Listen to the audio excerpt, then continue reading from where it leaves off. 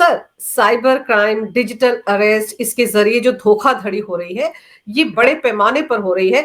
हर दूसरा आदमी इसका विक्टिम बन रहा है। अब तो सरकार ने भी एक संचार साथी ऐप लाकर इसको रोकने की कोशिश की है, जिसको लेकर विपक्ष शोर मचा रहा है और दूसरी तरफ सुप्रीम कोर्ट को भी बीच में आना पड़ा है। अब तो सीबीआई को ऐसे मामलों की जांच करने के लिए फ्री हैंड दे दिया गया है। आपने बहुत सही बिंदु उठाए हैं। और ये साइबर क्राइम एक वो चीज है जो कि जैसे कहा जाता था कि जब कोविड एक आया था, एक मुसीबत, तो ऐसा घर ढूंढना मुश्किल है जिसको कि उसने अपने तरीके से कुप्रभाव या उससे आच्छादित न किया हो और किसी न किसी परिवार में कोविड न हुआ हो। और इसी तरीके से साइबर फ्रॉड। अब मैं इसका मैग्नीट्यूड आपको समझाता हूं। 200 साल की डकैती चंबल घाटी वगैरह में हुई, जिसपे कई फिल्में बनी। भवानी कसम, मुझे जीने दो, संघर्ष, ये इस तरीके की तमाम फिल्में भी बनी थी। और 200 साल की डकैती का टोटल टर्नओवर अगर आप समझें तो 200 करोड़ से ऊपर नहीं होगा। और ये साइबर क्राइम एक ऐसा है, केवल हरियाणा का जो है एक साल का डेटा 1200 करोड़ का है।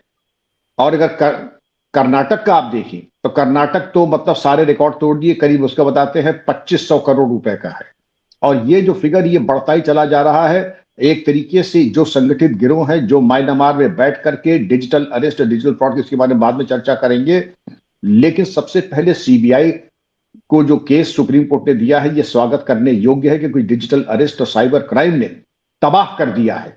हमने दावे बहुत किए, लेकिन वो दावे कुछ, क्योंकि मेरे पास तो रोज लोग आते हैं, रोज मैं लोगों को मशवरा देता हूं कि 1930 के ऊपर आप फोन करके अपनी कंप्लेंट कीजिए, साइबर थाने में जाके एफआईआर लिखाइए, फिर परस्यू कीजिए। लेकिन बैंकों की जिम्मेदारी, तो वो तो बैंक ऐसे लगता है कि जैसे मिले हुए हैं अपराधियों से। मेरी बातें कड़वी जरूर है, लेकिन सबसे ज्यादा जब विवेचना का प्रश्न उठता है तो दिखाई ये पड़ता है कि बैंकों से जो अपेक्षा की जाती है वो उन्होंने किया नहीं। म्यूल अकाउंट्स खुलवाए, मूल अकाउंट्स खुलवाने के बाद कितने बैंक कर्मी गिरफ्तार हुए हैं, क्योंकि उन्होंने स्वयं बताया कि ये लोग सीनियर सिटीजन हैं, इनके बैंक में लाखों करोड़ों रुपए है, सेविंग बैंक में, जरा सा वर्गला दो, जरा सा इनको हमवार कर लो, तो ये बिल्कुल चक्कर में आ जाएंगे। और आप समझ रही हैं कि ये साइबर फ्रॉड जो है केवल नादान और भोले भाले लोगों के पास आता है। ऐसी चिट्ठियां और ईमेल मेरे पास भी आते हैं। मैं आपको एक नमूना दिखाता हूं, मैंने इसीलिए रोक रखा था कि कभी आप मौका रहा तो मैं आपको भी दिखाऊंगा। ये मेरे पास आया है पुलिस कमिश्नर मुंबई से। और पुलिस कमिश्नर मुंबई लिखते हैं कि आपकी जो नेट सर्फिंग जो है वो बहुत ही आपत्तिजनक है। और police commissioner, CBI order, reference case number, वो Indian police service department office, deputy commissioner headquarter, 4 Connaught Place, पता भी दिया है उनका कि इसके बारे में आप लगता है कि बहुत ही गलत सलत साइट पे आप जाते हैं, बहुत आपत्तिजनक साइट्स पे आप विजिट करते हैं, आप पोर्नोग्राफी देखते हैं, तो आप आइए अपना बयान दीजिए और इसका तुरंत जवाब दीजिए, वरना आपके खिलाफ गंभीर कार्रवाई की जाएगी। औसतन आदमी तो ये देख के ही घबरा जाएगा। अगर मैं आपके दर्शकों को दिखाना चाहूं तो ये है साहब मजमून, और आप समझ सकती हैं। सर, तो ये मेल आपको आया है? जी, ये मेल मुझे आया है। बताइए। तो अब मैंने इसको नमूने के लिए रखा कि मड़वा के टांगे, उसके बाद फॉलो अप करने के लिए ये फोन भी करते हैं, या आपको नोटिस दी गई थी, आपने अभी तक जवाब नहीं दिया। तो उसके बाद मैंने कहा जिस प्रकार से शिष्टाचार पूर्वक एक लखनवी अंदाज में जो मैंने संवाद किया, वो आपके प्रतिष्ठित मंच पे मैं कह नहीं सकता, लेकिन निसंदेह अगर हिंदू होगा तो अपना कान गंगा जल से जरूर धोएगा, और अगर किसी दूसरी बिरादरी का होगा तो उसमें जरूर शुद्धिकरण अपने कान का करेगा। उसके बाद आज तक न कभी अंजू जी फोन आया, न दोबारा कोई ईमेल आया। तो ये सबके पास इस तरीके के ये टेस्ट बलून डालते हैं कि कोई को ना कोई फंस जाए। और उसके बाद स्वांग ऐसा करते हैं कि स्वांग ऐसे करते हैं ये कि आप बिल्कुल जो है, चलिए हमें आपके बैंक के डिटेल मालूम है, बैंक डिटेल मालूम कैसे पड़े? जाहिर है किसी बैंक के कर्मचारी ने मुखबिरी की, तभी तो आपको बैंक डिटेल मालूम पड़े। आपने कुछ चीजें सुन ली कि हम आपका बयान नोट कर रहे हैं, अपना पैन नंबर आदि दीजिए, उसके जरिए उन्होंने उनकी माली हालात पता लगा लिए पैन नंबर के जरिए। फिर उसके अलावा उनका दिमागी तरीके से आप स्विच ऑफ मत कीजिएगा, आप डिजिटल अरेस्ट में हैं, जिसके बारे में प्रधानमंत्री महोदय ने भी कहा है कि डिजिटल अरेस्ट नाम की कोई चीज नहीं है। अब आप सोचेंगे इतना बड़ा ताना बाना ये हुआ कैसे? म्यांमार में लगभग 200 आपने सुना होगा हिंदुस्तान के टेकीज वापस किए हैं। वो कह रहे हैं हमारे साथ बड़ा जुल्म हुआ। इन्हीं टेकीज को वहां ले जा करके अंजू जी इनको ट्रेनिंग दी गई। कोई सीबीआई अफसर बनता है, कोई थाने वाला बनता है, कोई कोर्ट बन जाती, सबके वर्चुअल रूम्स बने हैं। कि अब आपको जज साहब के सामने पेश किया जा रहा है, अब आपसे पूछताछ होगी इंट्रोगेशन रूम में, वहां पर बिल्कुल फोकस करने के लिए उस तरीके से किया गया है। ऐसा नहीं कि ये पहली बार हुआ है, ऐसे पहले भी होते थे और नूह मेवात के लोग इसमें बड़ी महारत। तो जब मोबाइल फोन का युग नहीं था तो दूसरे तरीके से करते थे, मोबाइल फोन का युग आया तो फिर तो पाव 12। तो अब इसमें डिजिटल अरेस्ट, अब इसका परिमाण मैंने आपको बताया कि अब ये हजारों करोड़ का हो गया है।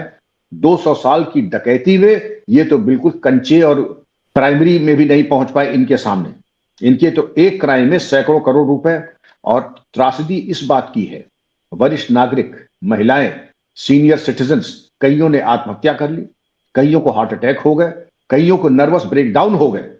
तो अंजू जी आप समझ सकती है कि यह त्रासदी थी, लेकिन यह संतोष का विषय है कि इसकी काट के लिए भारत ने बहुत अच्छे अच्छे कदम उठाए हैं। और इस पे कदम अगर आपको देखें तो सबसे पहले तो 1930 नंबर आप देख लीजिए।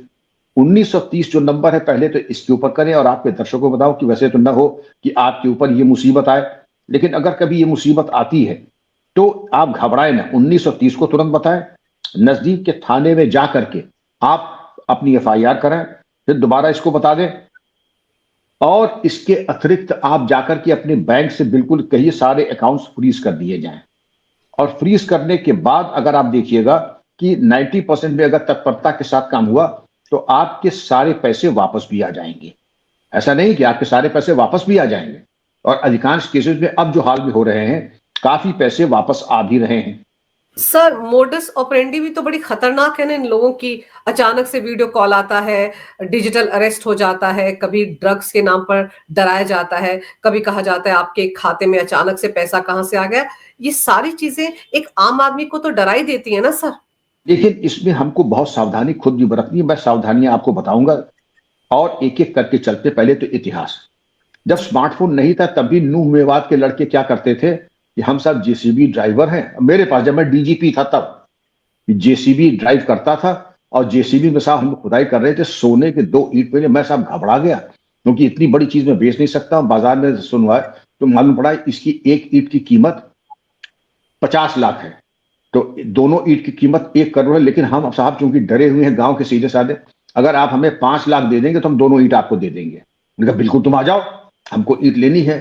तो हमने STF के सादे कपड़ों में 2-3 लड़कों को लगा दिया, उनका हम इस ट्रेन से आ रहे हैं, यहां मिलेंगे।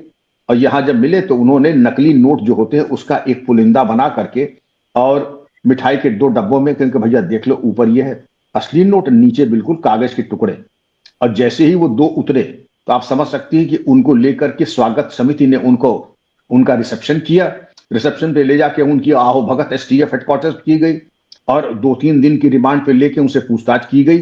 तो मोडस ऑपरेंडी यही था, फोन करके लोगों को लालच देके और सोने का ईंट भी देखे ऐसा बनाया, बिल्कुल देखने में सोने का ईंट, ऊपर सोना, जब कसौटी लगाइएगा तो सोना ही निकलेगा, लेकिन वो सोने का पानी चढ़ा होता है, अंदर कुछ भी नहीं होता, अंदर उसमें जस्ता होता है, अंदर उसमें जस्ता होता है। पूरी लागत उन दोनों ईंट की मैं समझता हूं कि 1000 रुपए से ऊपर नहीं होगी। लेकिन फंसने वालों की कमी तब भी नहीं थी, फंसने वालों की कमी आज भी नहीं है।